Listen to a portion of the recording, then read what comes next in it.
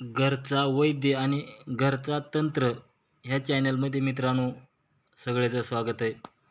मित्रांनो बघा, आता एक फोन आला होता आपल्याला सोलापूरहून की पाडवा एक लेडीजला मासिक पाळी सारखी जाती आणि अंगावरून रक्त जायचं बंदच होत नाही. औषध घेतलं तेवढ्यापुरता त्रास बंद होता आणि कंटिन्यू पिरियड चालूच आहेत. तर त्याच्यासाठी आपल्याला ही औषध करायचं आहे. तर ह्यासाठी लिहून असे किती किती कोणची मात्रा आहे ती सांगायचा प्रयत्न केलेला आहे. तुम्ही हे असं सर्व व्हिडिओ बघून घ्या. सर्व ह्याच्यात माहिती दिलेली आहे. तरी पण मी तुम्हाला एकदा सांगतो. बघा, ही एक भस्म आहे.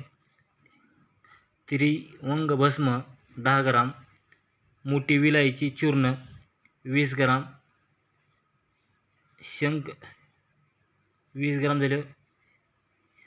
हे येश भस्म आहे. येश भस्म 20 ग्राम. बघा असं वसलोचन 20 ग्राम, वंग भस्म 10 ग्राम, शतावरी चूर्ण 40 ग्राम.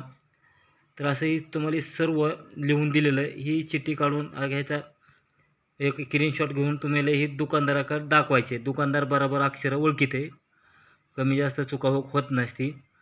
आणि हे असं तुम्हाला काय करायचं आहे, सर्व अलग अलग वाटून घ्यायचं आहे. क्या खलबत्ता असला खलबत्त्यात अलग अलग वाटून परत हे सर्व एकत्र मिक्स करून तुम्हाला फक्त 3 ग्राम मापून एका टायमाला 3 ग्राम मध असला मावळाचा तर मधामध्ये घ्यायचं, नाही तर दूध असलं तर 1 कपभर दुधामध्ये 3 ग्राम चूर्ण हे तुम्हाला पोटातून घ्यायचं आहे.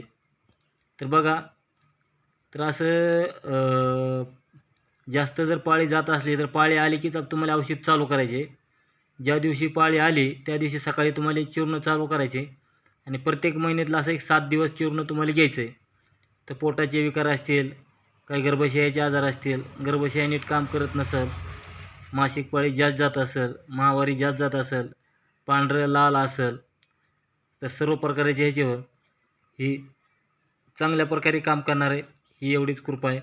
जेवढा होईल तेवढा व्हिडिओ शेअर करा, लाईक करा, घंटीचं बटन दाबा आणि परत आपण एका दुसऱ्या व्हिडिओला भेटणार आहेत मित्रांनो. चला, राम राम.